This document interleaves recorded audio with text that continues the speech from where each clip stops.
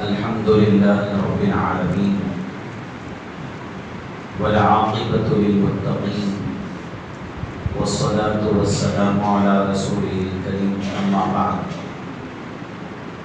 أعوذ بالله من الشيطان الرجيم بسم الله الرحمن الرحيم والسابقون السابقون أولئك المقربون في جنات النعيم وقال الله تبارك وتعالى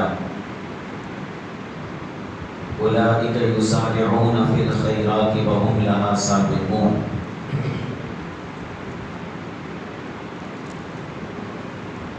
صدق الله العظيم سبحان ربك رب العزة عما يصفون وسلام على المرسلين والحمد لله رب العالمين اللهم صل على سيدنا محمد وعلى آل سيدنا محمد وبارك وسلم اللهم صل على سيدنا محمد وعلى آل سيدنا محمد وبارك وسلم اللهم صل على سيدنا محمد وعلى آل سيدنا محمد وبارك وسلم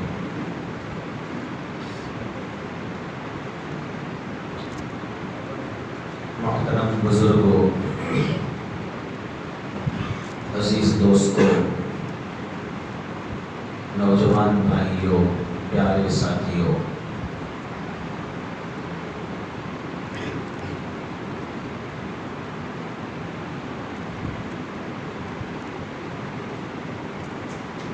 اللہ تعالیٰ قرآن کریم میں ارشاد فرماتے ہیں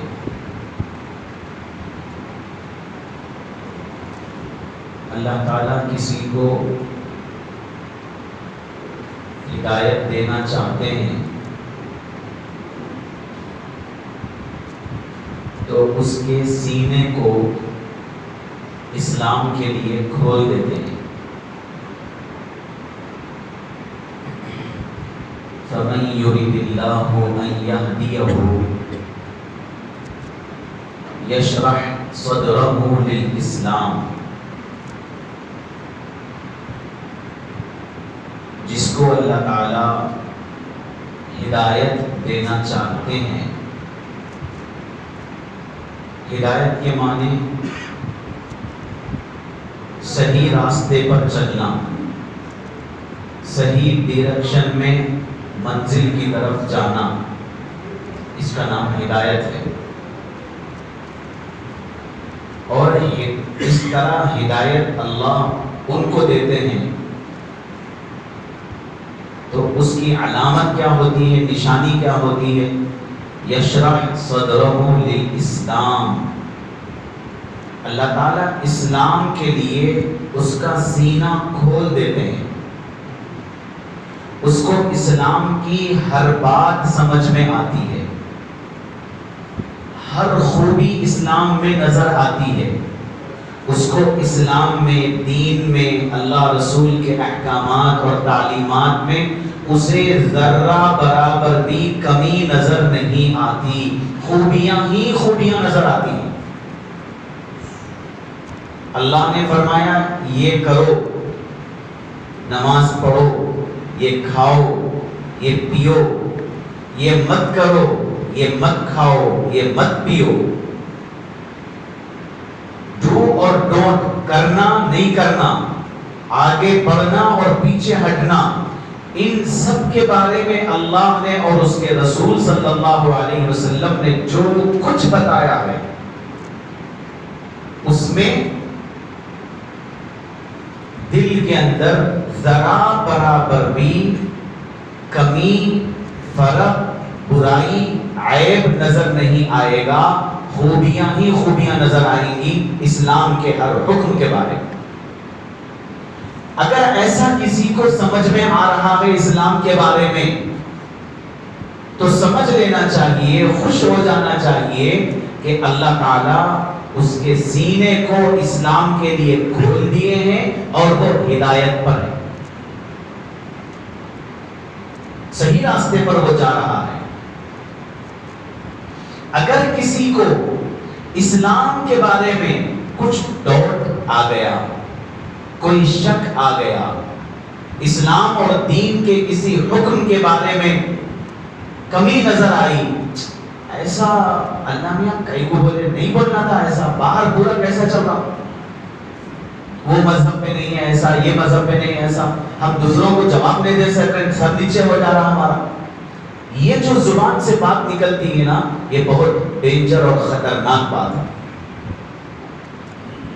ایسا بندہ سراسر کفر اور شرک کے دائرے میں ہے، وہ ایمان کے دائرے میں نہیں ہے۔ وہ لسٹ میں مسلمانوں کے دائرے میں ہو سکتا ہے، لیکن وہ اللہ رب العزت اور رسول اللہ صلی اللہ علیہ وسلم کے ایمان کا جو دائرہ ہے وہ دائرے سے نکل گیا۔ جس کو اپنے ایمان اور اپنے اسلام اور اپنے دین پر اطمینان نہیں ہے، اس کو خود ڈاؤٹ ہے۔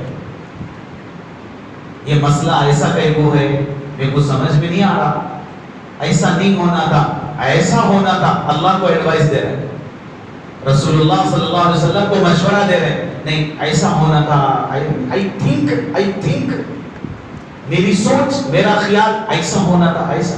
اسلام کے بارے میں کسی کی تھنک کچھ بھی نہیں، بس وہی چلے گا جو اللہ اس کے رسول نے بنایا ہے، ہماری سوچ کا کوئی دخل نہیں ہے۔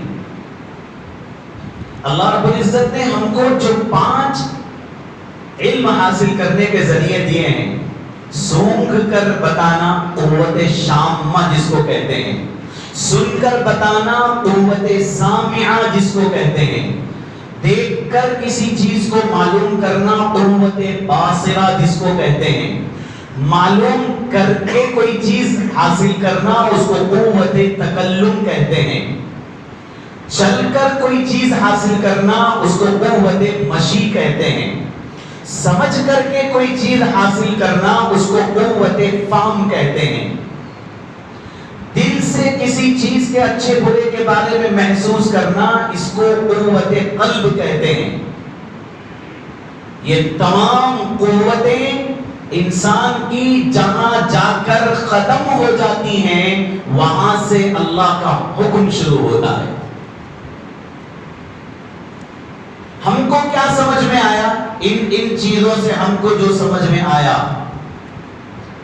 اس سے آگے ہٹ کر اللہ رب العزت اور رسول اللہ صلی اللہ علیہ وسلم بتاتے ہیں، اب ہم اس کو سمجھنے کی کوشش نہیں کرنا ہے۔ صحابہ اکرام نے 2 کلمے نبی کے سامنے ہر بات پر انہوں نے پوری زندگی کہی۔ کسی صحابی کے سامنے کوئی بات آتی، یہ کرو، یہ مت کرو، صحابہ کی زبان پر 2 ہی باتیں آتی تھی، تیسری بات نہیں آتی تھی۔ اللہ کے نبی نے فرمایا نماز پڑھو، کیا بولتے تھے؟ سمعنا، ہم نے سن لیا اے نبی، آپ نے جو بولا نماز کے بارے میں ہم نے سن لیا۔ سن کے ہم خاموش نہیں بیٹھے۔ دوسرا کلمہ وَأَطَعْنَا، ہم مان لیا، آپ کی بات مان کے بتا رہے ہیں، دیکھو نماز پڑھ رہے ہیں ہم۔ سمعنا وَأَطَعْنَا، ہم نے سنا اور اس پر عمل کیا۔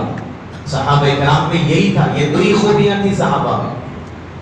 تیسری چیز ہمارے اندر ہے، سنتے ہیں عمل نہیں کرتے، سنتے ہیں عمل بھی کرتے ہیں، مگر تیسرا کام یہ کرتے ہیں کہ سن رہے ہیں، علماء بول رہے ہیں، مسجدوں میں سب ہو رہا ہے، جلسوں میں بول رہے ہیں، ہم سن بھی رہے ہیں، کر بھی رہے ہیں، مگر مطمئن نہیں ہے، اطمینان نہیں ہے دل میں کہ آگے سب بول رہے ہیں، سب کر رہے ہیں تو ہم بھی ان کے ساتھ کر لے رہے ہیں۔ ہمارا یہ دین ہے، یہ لیول کا دین ہے ہمارا، ہم ڈینجر زون میں ہیں، ایمان ہمارا خطرے میں ہے۔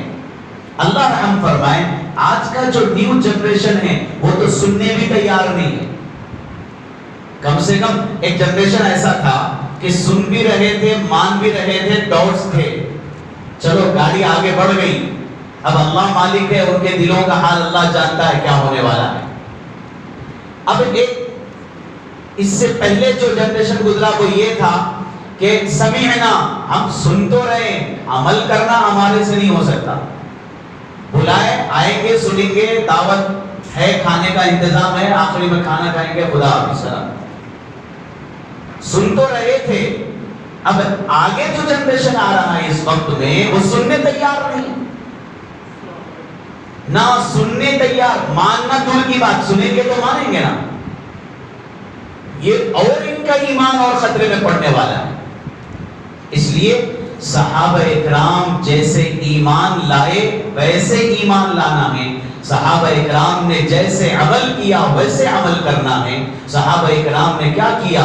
ہم نے سن لیا اور مان لیا، اس کے بعد زبان بند، کان بند، آنکھ بند، دماغ بند، دل بند، ہاتھ پیر بند، سب بند. اسی کا نام مسلمان، اسی کا نام اسلام.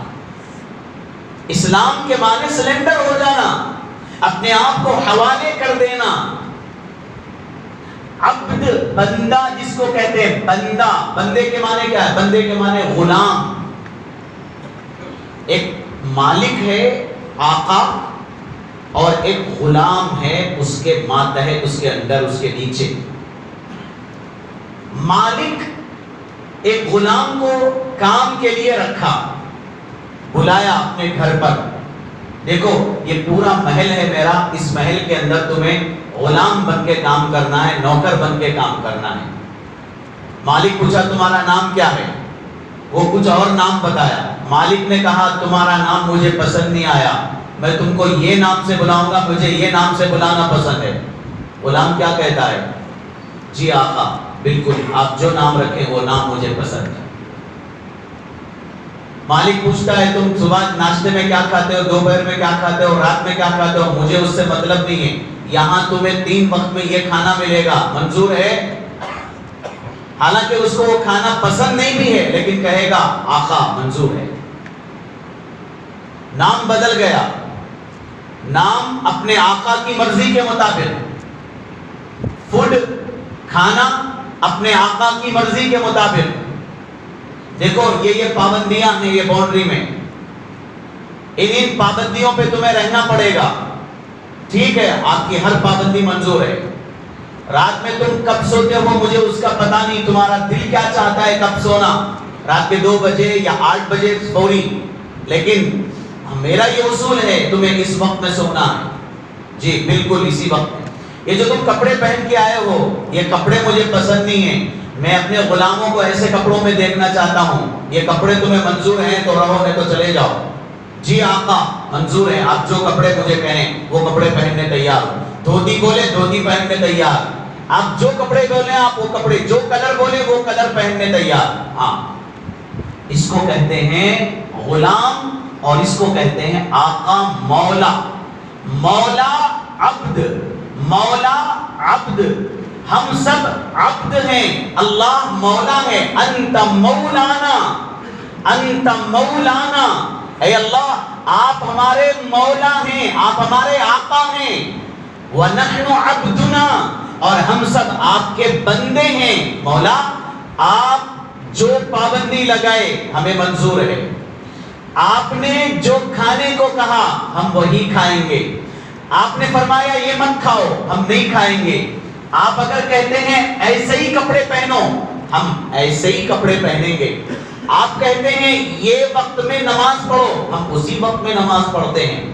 آپ کہتے ہیں اس وقت سو جاؤ، ہم اسی وقت سو جائیں گے. آپ کہتے ہیں یہ نام مت رکھو، یہ نام رکھو. آقا مولا ہم تیار ہیں، سمعنا واطعنا. آپ نے بول دیا ہم نے سن لیا، اور سن ہی نہیں لیا اطعنا، مان بھی رہے ہیں. اور تیسری چیز نہیں کرتے، اس کے بارے میں ڈسکشن کچھ نہیں، یہ کیوں ہے وہ کیوں ہے، بس سب بند، آپ بول دیے بس ختم. اس کو کہتے ہیں مسلمان، یعنی اللہ کے نبی کے حکموں اور تعلیمات کے سامنے اپنے آپ کو جھکا دینے والا، حوالے کر دینے والا. میرا کچھ نہیں ہے، اللہ آپ کا. دوسری بات حدیث میں یہ بتائی گئی کہ ایمان والے کے لیے دنیا قید خانہ ہے، اور قید خانے میں جو ضرورت کی چیزیں ہیں اس میں تڑپایا نہیں جاتا. انسان کے لیول کے حساب سے جیل کے اندر کھانا اور ساری فیسلٹیز آرام کی چیزیں ہوتی ہیں اس کے لیول کے حساب سے. کوئی اونچے لیول کا ہے, اس کا جیل میں اس کا رہنے کا انداز الگ ہوتا ہے, لیکن پابندیاں اس کے ساتھ بھی ہے. ایک کم درجے کا جیلر جیل کے اندر چلا گیا, قیدی ہے, جیل میں گیا, تو وہاں اس کے ساتھ جیلروں کا سلوک الگ ہوتا ہے. اس کے ساتھ اس کا کھانا, اس کے رہنے کا, اس کے آرام وغیرہ اس کا الگ معیار ہوتا ہے. لیکن جیل خانے میں ہے تو جیل کی باؤنڈری میں جتنا رہیں گے اس کے اندر وہی لباس پہننا پڑے گا. چھک چھک سوٹ بوٹ نہیں پہن سکتے. بتایا گیا آپ کو یہ لباس پہننا, وہی لباس پہننا. بتایا گیا آپ کا کھانا آپ کے حساب سے یہ ہے, لہٰذا آپ کو کھانا وہی دیا جائے گا. آپ اپنی مرضی سے باہر جہاں چاہے وہاں پروگرام اٹینڈ نہیں کر سکتے, باہر جا نہیں سکتے. جانا ہو تو ہماری پرمیشن لینا پڑے گا, ہم بتائیں تو جانا, کتنی دیر بولیں اتنی دیر ہی جا کے واپس آ جانا, اس سے آگے نہیں جانا. اور یہاں ہم جس سے چاہیں اس سے آپ کو ملنے کی پرمیشن نہیں دیتے. آپ ان سے ملنا ہے تو بھی ہم سے پوچھ کے ملنا, میں فلاں, حالانکہ آزو بازو ہی ہے, جانا چاہتے ہو وداؤٹ پرمیشن آپ باہر نہیں نکل سکتے, پہلے درخواست دو, ہم اجازت دیں, جب جا کے ملنا. یہ سب کیا ہے, ایک جیل کے اندر ایک قیدی کے ساتھ ہوتا ہے. حدیث میں فرمایا گیا الدنیا سجن المؤمن وجنت للکافر. دنیا ایمان والے کے لیے قید خانہ ہے اور کافر کے لیے جنت ہے.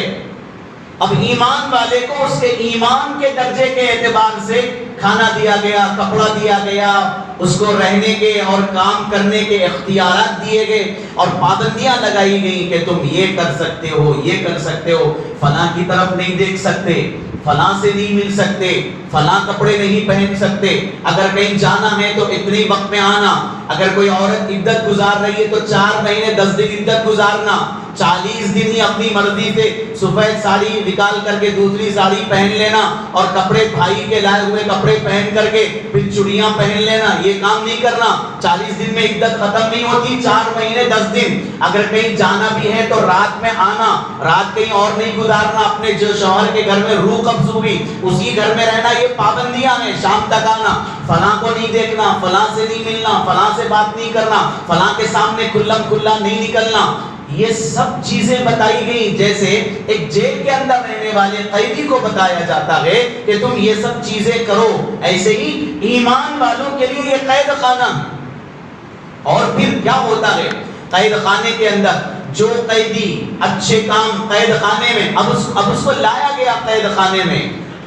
اب اللہ رب العزت نے ایمان والوں کے بارے میں فرمایا کہ ایمان والوں کے لیے یہ دنیا قید خانہ میں, یہاں پابندیاں ہیں.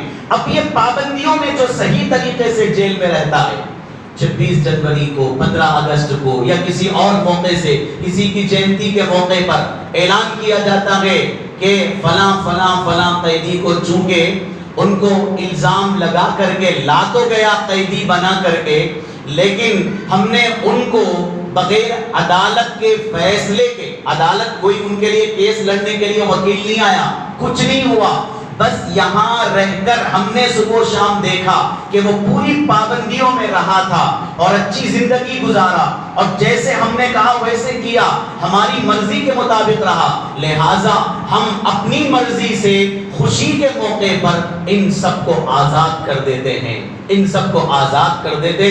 نہ صرف آزاد کرتے ہیں بلکہ باہر نکلنے کے بعد ان کے کیریکٹر اور اخلاق کی بنیاد پر, اور یہاں جیل میں رہ کر انہوں نے اپنی جو خدمات پیش کی ہیں, یہاں رہ کر دوسرے لوگوں کے ساتھ جو انہوں نے کام کیا ہے اور ہمارے اصولوں پر چلے ہیں, ہم ان سے اتنے خوش ہیں کہ ان کو یہاں کے بعد جب وہ زندگی گزارنے جائیں گے, ان کو کوئی سی چیز کی ضرورت ہے, ہم ان کو وہ چیز لگا کر کے دیں گے. بزنس کرنا چاہتے ہیں تو وہ بھی لگا کر کے دیں گے. یہ سب وعدے کیے جاتے ہیں اور اس کو پورا کیا جاتا ہے. اللہ تعالیٰ بھی فرماتے ہیں کہ دنیا ایمان والے کے لیے قید خانہ ہے, اگر وہ یہاں پابندیوں میں رہتا ہے میں اس کو ہدایت عطا کرتا ہوں اور میری طرف سے دنیا کے اندر نور عطا کرتا ہوں. اور پل صراط کے راستے پر بھی یہ نور کام آئے گا اس کے لیے، میں پل صراط پر بھی اس کے لیے نور کا انتظام کرتا ہوں۔ افمن شرح اللہ صدرہ للاسلام فہو علی نور من ربی، کیا آپ جانتے ہیں کہ وہ آدمی جس کا سینہ اللہ تعالیٰ اسلام کے لیے کھول دیں تو وہ اللہ کی طرف سے نور پر ہوتا ہے، دنیا میں بھی نور ہوتا ہے اور آخرت کے اندر بھی نور ہوتا ہے۔ میرے عزیز بھائیوں، یہ سب باتیں نور کی، ہدایت کی، جیل خانے کی، قید خانے کی، عبد غلام اور آقا کی، یہ سب باتیں رمضان المبارک آ رہا ہے اور شب برات آنے والی ہے، ان دو کو سامنے رکھ کر یہ سب باتیں بتائی گئی۔ اب مختصر طور پر ایک پیغام میں آپ کو دینا چاہتا ہوں کہ اب اللہ کی طرف سے پابندیاں ہیں، رمضان کے مہینے میں روزے رکھنا، تراویحاں پڑھنا، اور شب برات میں اللہ رب العزت فلاں کی مغفرت نہیں فرمائیں گے، چونکہ شب برات کو سب لوگ نہا دھو کے تیار ہو کے آتے ہیں، اس رات کو سب کو بٹھا کر کے وہ گناہ کے کام اگر ذکر کیے جائیں تو مناسب نہیں ہے، اس لیے اشارتاً میں ان گناہوں کی طرف اشارہ کرتا ہوں تاکہ شب برات 7 مارچ کو ہے، 7 مارچ سے پہلے ہم ان گناہوں سے سچی پکی توبہ کر کے ہم اللہ کی بارگاہ میں آئیں، اس دن دعا مانگیں تو اللہ دعا قبول فرمائے گا۔ اگر وہ گناہ پر توبہ نہ کر کے، سچا ارادہ نہ کر کے ہم اسی طرح آئیں گے تو اللہ ہماری توبہ قبول نہیں فرمائے گا وہ رات کو بھی۔ اس لیے مختصر طور پر یہ کہ ماں باپ کے نافرمان کی اللہ تعالیٰ شب برات میں مغفرت نہیں فرمائیں گے، شراب کے عادی کی اللہ مغفرت نہیں فرمائیں گے، شراب پینے والے کی، زنا کرنے والے کی اللہ تعالیٰ مغفرت نہیں فرمائیں گے، رشتے ناطے توڑ کر جو رہتا ہے اللہ تعالیٰ اس کی بھی مغفرت نہیں فرمائیں گے، اور اسی طرح جادو کرنے والا اس کی اور کرانے والا اللہ تعالیٰ اس کی بھی مغفرت نہیں فرمائیں گے، کپڑوں کو، پیجامے کو ٹخنوں کے نیچے لٹکانے والا اللہ تعالیٰ اس کی بھی مغفرت نہیں فرمائیں گے، دلوں میں دوسروں کے بارے میں کینہ اور برائی رکھ کے جینے والے اللہ تعالیٰ اس کی بھی مغفرت نہیں فرمائیں گے۔ یہ تمام گناہ ہیں، ان تمام گناہوں سے شب برات کے آنے سے پہلے جیسے ہم لوگوں کو ڈبل بیڈ روم گھر مل رہا ہے، اعلان ہوا، مینارٹی سے لون مل رہا ہے، اعلان آ گیا، نوٹس آ گئی، یا کوئی چیز ملنا ہے، ہم کو معلوم ہو گیا کہ فلاں تاریخ تک آپ کو آپ کے اپلیکیشن فارم بھرنا ہوگا، اب اس کے لیے کیا کیا چیزیں چاہیے، می سیوا کو جا کر کے وہاں سے یہ نکالو، اور پھر تمہارے پاس پان کارڈ ہونا چاہیے، آدھار کارڈ ہونا چاہیے، یہ سب چیزیں ہو، اس کے ساتھ یہ سب ملا کر کے لگاؤ تو تمہاری اپلیکیشن منظور کی جائے گی۔ ایسے ہی شب برات سے پہلے شب برات میں ہمیں ایلیجبل ہونا ہے اور اس کی مغفرت کے حقدار بننا ہے، تو وہ آنے سے پہلے ہمیں اپنے آپ کو تیار رکھ کر کے شب برات میں تیار ہو کے ہم آئیں گے تو انشاءاللہ ہماری مغفرت ہوگی۔ اگر نہیں، وہی رشتے ناطے توڑ کر کے، وہی گناہوں میں رہ کر کے کیا وہ 1-2-3 گھنٹے کے لیے آئیں گے، نماز پڑھ لیں گے، بیان سنیں گے، دعا کریں گے، پھر چلے جائیں گے، تو پھر ہمیں ایسی شب برات زندگی میں 60 سال بھی آئے ہماری مغفرت ہم نہیں کرا سکتے۔ مغفرت کرانے کے لیے ہمیں سچی توبہ کر کے اللہ کے حضور آنا ہے۔ رب تعالیٰ سے دعا ہے کہ اللہ تعالیٰ ہم سب کو کہنے سننے سے زیادہ عمل کی توفیق عطا فرمائیں۔ آمین۔ وآخر دعوانا الحمدللہ رب العالمین۔